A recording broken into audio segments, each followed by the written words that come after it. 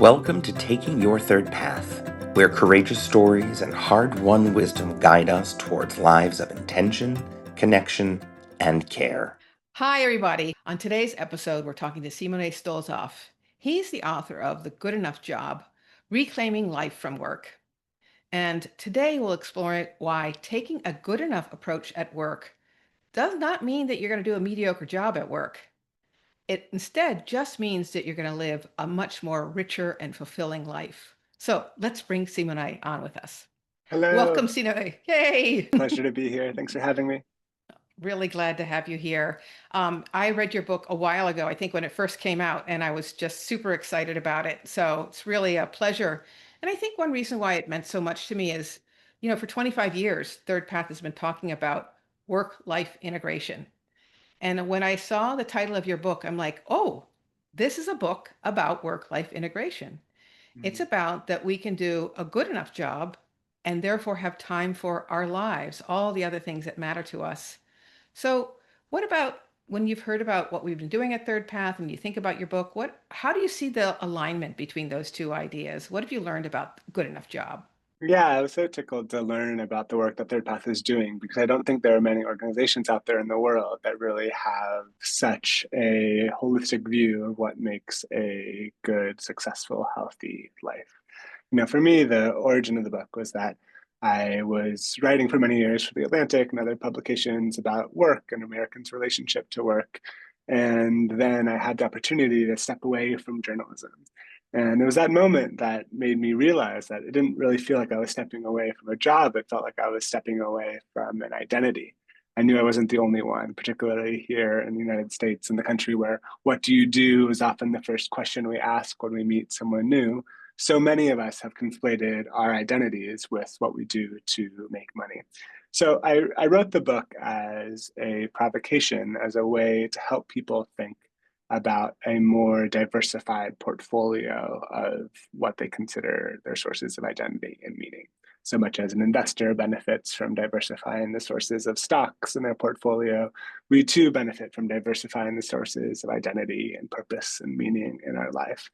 And I think this is, directly in line with the work that Third Path is doing as caregivers, as parents, as people who have really strong identities and really strong sources of labor that might not be recognized by the sort of formal economy or the GDP or even by your peers. I think this book is a permission slip to allow you to understand that maybe your job can be more of a means to an end, or at least not the only thing bringing meaning and identity and purpose to your life. Wow, wonderful. Thank you. Of course, it was music to my ears. And, one of the things that you must have learned, one, writing your book, but also out there in the world talking about your book, is that there's a certain mindset that maybe helps people reach for this approach, this good enough or integrated approach.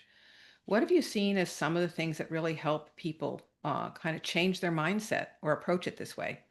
Well, I'll tell you a little bit about the origin of the title of the book, which is an allusion to this theory that was derived by this pediatrician named Donald Winnicott. And Winnicott was this English pediatrician and psychologist in the mid 20th century in the UK. And he was observing that there was this growing idolization of parenting, where these parents, and particularly mothers, wanted to be the perfect parent. They wanted to shield their kid from experiencing any sort of negative emotions or harm. And then when the kid inevitably felt frustrated or sad or angry, the parents took it extremely personally. So Winnicott proposed an alternative. Rather than trying to be the perfect parent, he proposed this theory, which he called the good enough parent or good enough mother, and he wrote this great book about the topic. So, it doesn't take a rocket scientist to see that the title of The Good Enough Job is a direct allusion to Winnicott's theory. And the idea is that, a job, much like a screaming toddler, is not something that is always in our control.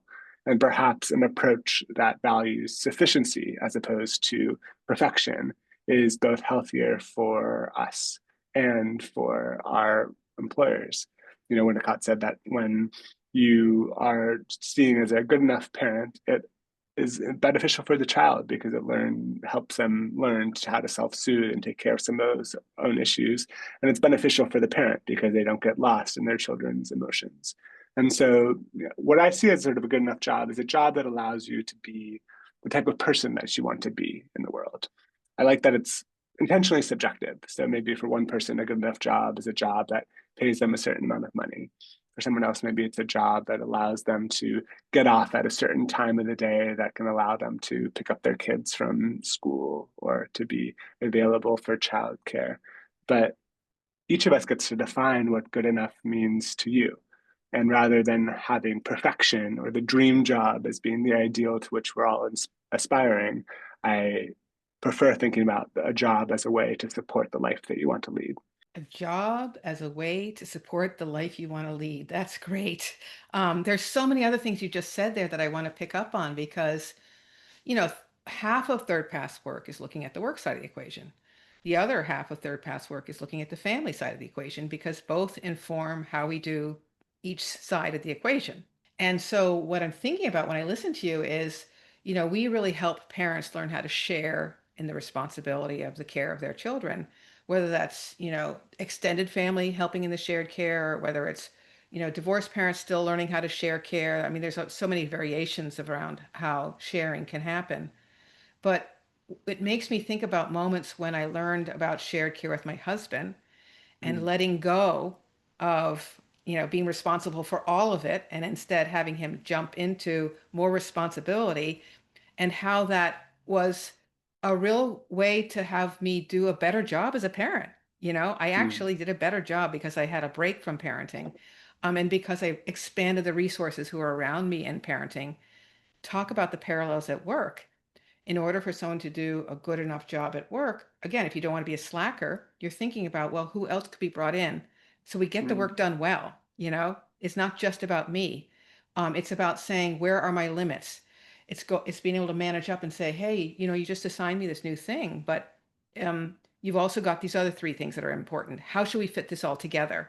And so you're getting people to take more responsibility, to think about how to make it all work, how to have all the puzzle pieces fit, which is really a wonderful thing. So great. And you got on to the next point, which I think is a really important one, about that idea of the dream job. You know, Tell mm. us more about that concept that there's somewhere out there is a dream job. And what are some of the truths about that?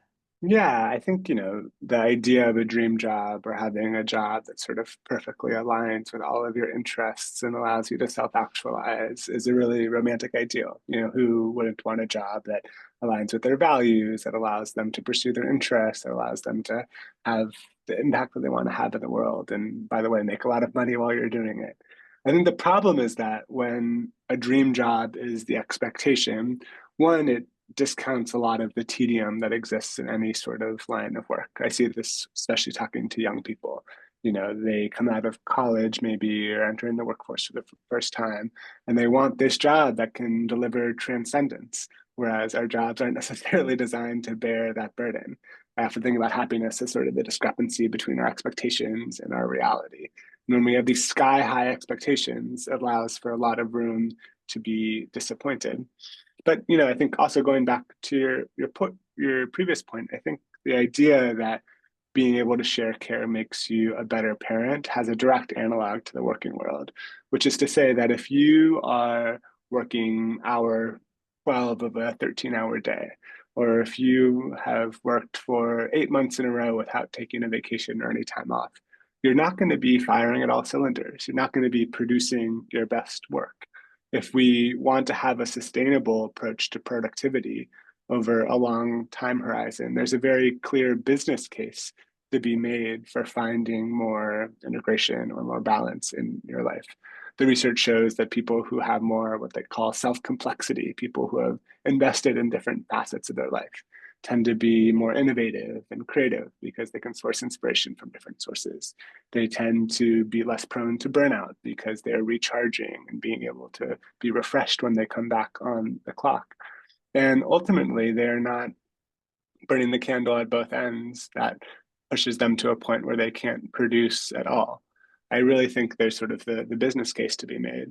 But in addition to the business case, I think there's also the moral case, which is to say that if we want to build robust families or have robust relationships or live in robust communities or have a robust society at large, it's incumbent on each of us to be able to invest in our lives outside of work. I think that work often takes a lot of our best hours, which is talked about a lot in terms of how people think about time management and work-life balance. But I think the under discussed issue is that it also takes a lot of our best energy as well. And so, many of you who are involved in the Third Path community, maybe you're doing this on a volunteer basis, or this is just a source of community for you, or this is a source of solidarity.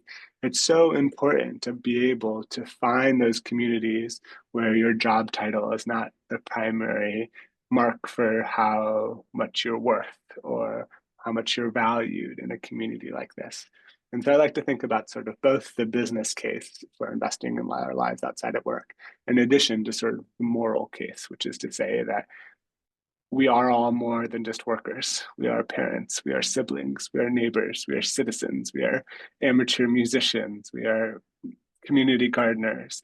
And those identities, sort of like a plant, also need to be watered with our time and our attention and our energy. Wow, thank you. In fact, you're reminding me about what the actual title of this particular episode of our podcast, Taking Your Third Path, is, which is making time for what's most important. And really, that was at the source of why I founded Third Path 25 years ago, because of what you just said there. Work is important. I love my job, and so are all these other things, including those community gardens and sisters and et cetera, et cetera. So thank you for saying that. And thank you for the reminder that we can build community around these ideas. And Third Path is a great community around these ideas. Wow. Terrific. Wonderful. Well, you know, there's something else that you talk about in your book. Again, I'm not even going to hit all the wonderful myths that you debunk, but one of the other ones that I think is really important because it's complex is the idea that work can become your family. And I'll Mm. tell you why I think this is complex because we live in a world today where one of the biggest excuses for having people go back to on-site work 4 or 5 days a week is it's the only way you can build connection is to have people on site 4 or 5 days a week. Given that Third Path was a virtual organization for 25 years and we have very strong connections within our team, I know that that's not true. But I think there is this tension in the world right now where the belief is the only way you can really have strong connection is to have people come back to the office. And instead, I think there's two things we need to unpack here. And your myth gets at one of them really deeply. One, there's lots of ways to build connection, and to have good work done, you need to have good connection, for sure. Work is done better because people feel connected. But there's something else your myth gets at, which is I think that it's getting at the idea that trying to ignore the power dimension of that Mm. myth and the idea that your workplace, your job can define you and your workplace can become the center of your life and all the people at work the center of your life, when actually maybe there's some other people that are really important to include in that, and that the workplace could just give you the pink slip one day, whereas yes, families are complex, but they're not going to give you the pink slip. So tell us more about this myth and what did you learn there? Yeah, I mean, to your point, I think the primary question is connection to who. Yeah. I think about this a lot with people who move to a new city for work. I live in San Francisco in the heart of Silicon Valley, and you see these people who sort of move across the country to take a job, and then the job doesn't just become their place of employment, it becomes their go-to dinner spot and their gym and their cocktail bar and the primary source of all of their community and connections and friendships. And it's just like balancing on a very narrow platform. I'm not against in-person work. I think there are many benefits to being able to co-locate and to be able to collaborate in person with people and share air. So as long as work is treated as a means to another end, I'm thinking about two examples from the book. One is from this company called Basecamp. And for a long time, they would cater dinners for their employees to be eaten on site. And the founder realized that, although it might be seen as sort of a benefit that they're giving their employees, it's actually a form of a trap because everyone would stay longer and stay to the dinner, and then they're not having dinner with their loved ones or their families or in their communities. And so rather than having these sort of catered dinners, he actually invested in buying CSA boxes for each of their employees so that they can go out and meet with the people that they love. And another example is from the company Slack, the workplace communications tool that I'm sure you all are familiar with. And they had a mantra on their wall that has stuck with me, which is work hard and go home. And I think the most important part of that is to go home. I mean, I think especially in this digital age where we're all carrying around offices in our pockets, it's hard to erect these boundaries, both spatially, temporally, spiritually, between when we're on and off the clock. But I think the most enlightened, the most progressive employers understand that it's in their best interest to allow their employees to have a life outside of work. When it comes to the family point, of course, I don't think there's like these nefarious executives that are sitting around twiddling their thumbs saying, how can we take advantage of our employees? Let's call them our family. I think it comes from a genuine place to be able to think that we can be a place of loyalty where we have each other's back, where we're working towards a shared goal. But for one, I think, metaphor starts to break down. I don't know how many families you're part of that are very functional. So I don't know if that's what we should be aspiring to for our workplaces. And second, I think there's a fundamental difference, which is, familial love is unconditional.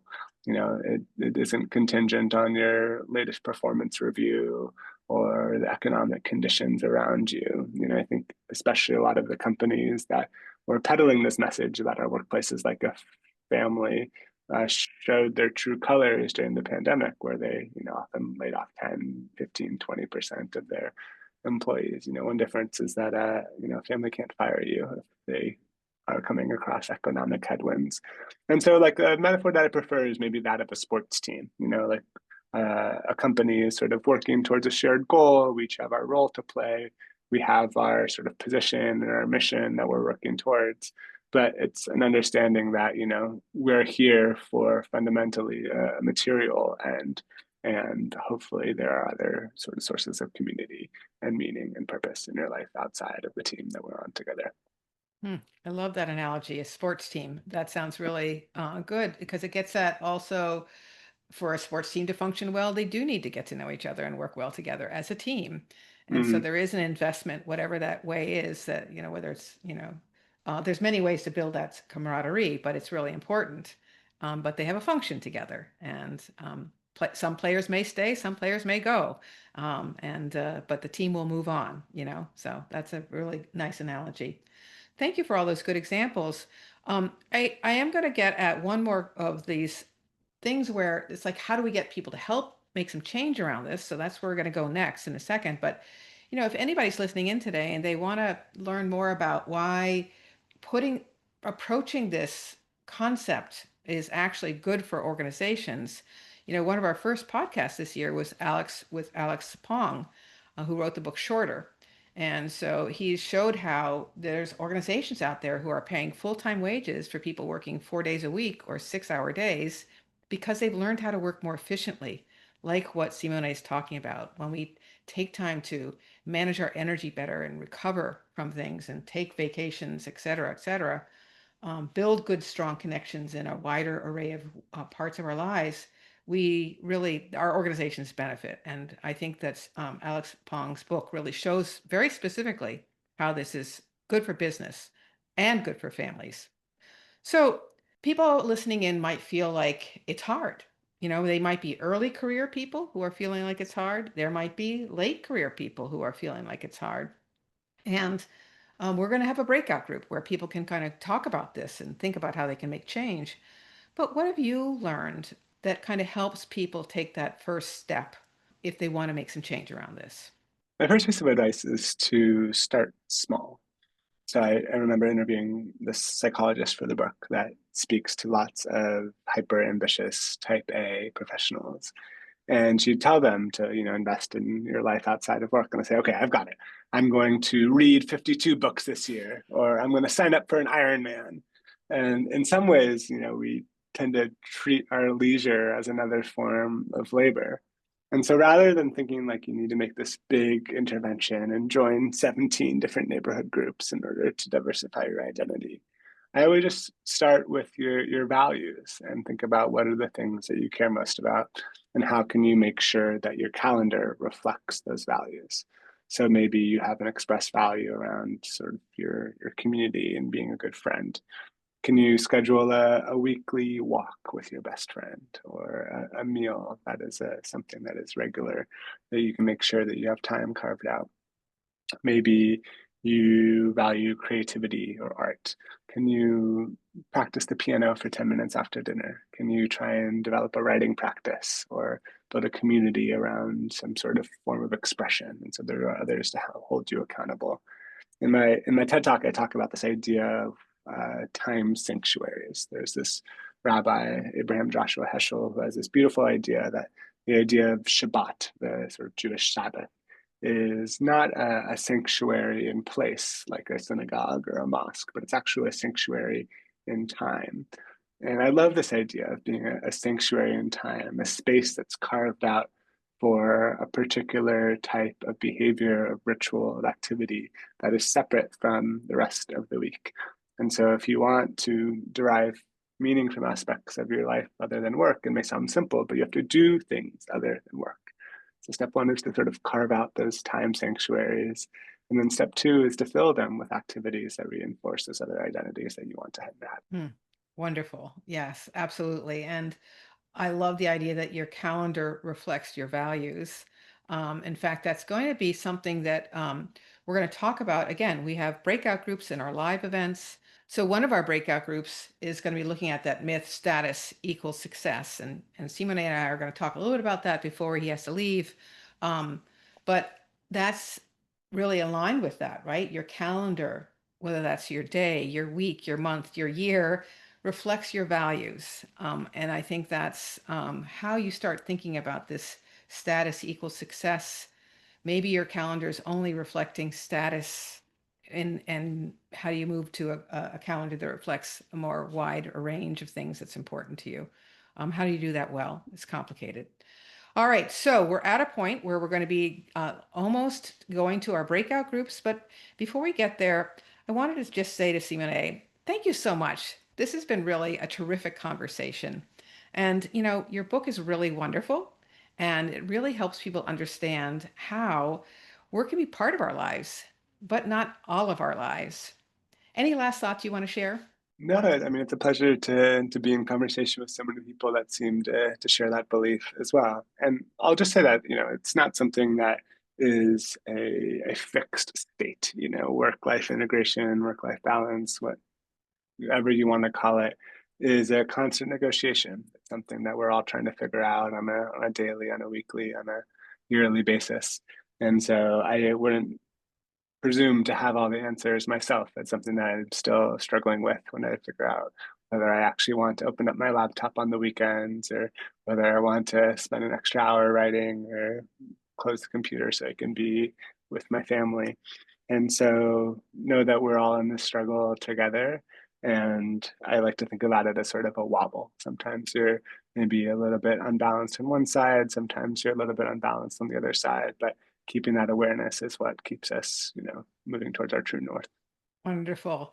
And for those of you who are here live today, you get to participate in some breakout groups where you can go into a deep dive on some of these topics. So hold on, we'll get you to those breakout rooms. Simone has many wonderful stories about how he's doing this and acting it in his life. But one of the things that really struck a chord with me is he lives in a multi-generational household. And so when you're trying to think about how to make this work, where you're trying to have work be just part of your life, but not all of your life. Part of it's economics. And I was curious if obviously there's many reasons why a multi-generational household can be really helpful, but I'm imagining it, Simone, that it frees you up to have a little bit more wiggle room in Mm. choosing how to have work be just part of your life, not all of your life. Do you mind speaking about that a little bit? Yeah, I'm in my late 30s and I still live with my mother. That might be my first confessional. But yeah, my wife and my son and I decided to move back into my childhood home with my mom and my stepdad about 6 months after my son was born. And it's been amazing. One thing that we always say to ourselves is we'd rather the problems in our life be the problems of proximity as opposed to the problems of isolation. and living so close to loved ones, comes with some challenges, but the benefits have far outweighed the downsides. You know, Obviously there's economic benefits of having an extra pair of hands for caregiving so that we don't have to always be calling a babysitter. It helps, cheapen food and rent. But more than anything, it just and a great model, I think, for my son to have other adults in his life beyond just his immediate parents that are teaching him, that are raising him, that are showing him what's right and what's wrong. And so, yeah, it's not necessarily a modern idea. Kids have been raised in community for generations, but I think about it as sort of retro chic. And I wonder if many more of my peers and others in the future will continue to return to the farm and think about raising families, not Yeah. just with one generation, but with two or three. We are seeing a trend. And like you said, it is something that many family systems were doing for a long time. And it's good to see it coming back as a really incredible resource for many families. So thank you. And we will Thank you so now, much for having me. If anyone yeah, wants to stay in touch, I run a little book club called the Article Book Club, and I send out just like a good piece of long form writing once every 2 weeks. And so I'll just drop the link to that in the chat thank if you. anyone wants to join, and feel free to reach out to me directly if you have any questions. Nice to meet you Thank all. you. Thanks for having me, Jessica. You're welcome. Thanks for doing the good fight for the good enough job. Appreciate you. All Cheers. right. Cheers. Wow, that was a All right. really powerful conversation with Simone Stolzoff in our Taking Your Third Path podcast. And right now, I'm going to talk to Melissa Davidson and do a quick recap of some of the best parts. So, Melissa, of course, it's no surprise to you. Some of the things that I liked the most was the fact that Simone really saw how aligned Third Path is with this concept of the good enough job. Did you see that too? And what did you take away from that?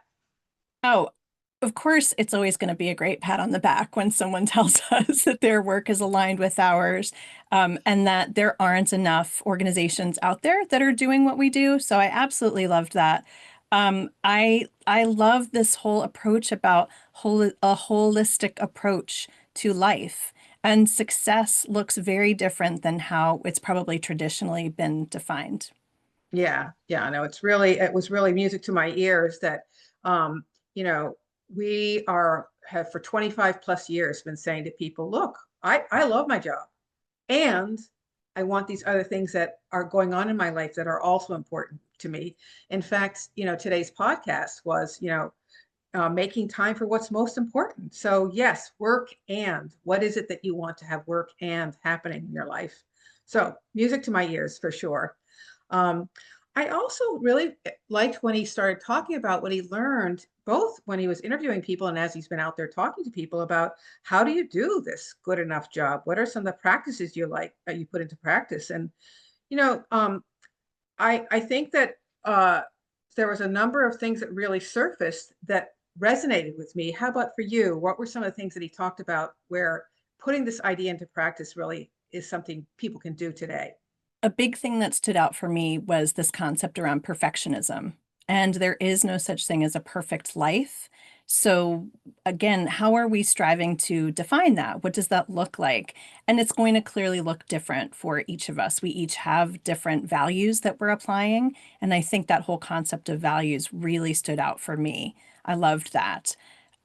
We're not trying to find the dream job. We're trying to find the job that's right for us. And I loved the portion where Simone was talking about there is no job that's going to check off all the boxes of the things that you're trying to achieve in your life.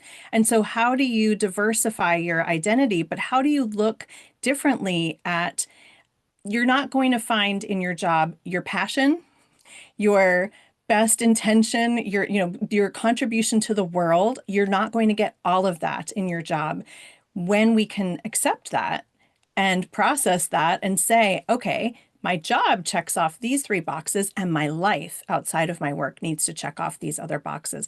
I think that's when we really can get intentional around diversifying our identity. And I Yes. love that concept. Yeah. In fact, you and I were talking about this idea of kind of right sizing the job and in right sizing the job, what it does is it allows us to create space to diversify our identity. And in my breakout group, where we were really challenging some notions about what does success look like, one of the people talked about how actually it took a crisis in her life where she had to create time for this other thing besides work for her to suddenly wake up and realize, oh my gosh, I put too many of my eggs into the work basket. And she doesn't want to go back to that ever again. And she can now see that really having this more integrated life is going to help her live a better life. So sometimes it takes a crisis to do that. But I bet we've learned some other ways that people can put these ideas into practice.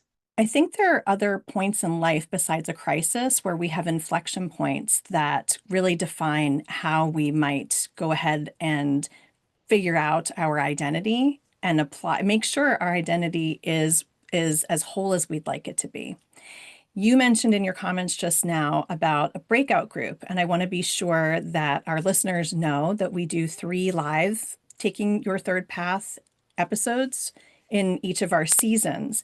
So two of the breakout groups were actually about specific points in life, whether you're early career or your late stage. So going back to what I was saying about those different inflection points in life, whether you're having children, you've just started your job, you're moving towards retirement, you're getting into elder care.